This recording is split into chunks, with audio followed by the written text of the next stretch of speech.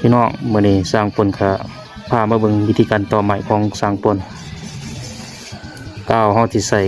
กาว AB เนาะผสมใส่ขี้เลื่อยส่วนผสมสร้างปนก็แนะนำให้ใส่ขี้เลื่อยผสมใส่ขี้เลื่อยมันจังจับดีเนาะถ้าเฮาบ่ผสมใส่ขี้เลื่อยมันก็มีแตะกาวนะมันสิบ่แข็งแรงเนาะคนกาว AB มาผสมใส่ขี้เลื่อยบางบอนเขาเจ้าสิบ่ใส่ขี้เลื่อยตัวนี้สร้างปนบ่แนะนำให้เฮ็ดเนาะผสมใส่ขี้เลื่อยมันสิแน่นแล้วมันก็สิจับดีเลยพี่น้องหลังจากหันมาก็เอาเล็กแห้งหัดเขาตอกเคาะให้มัน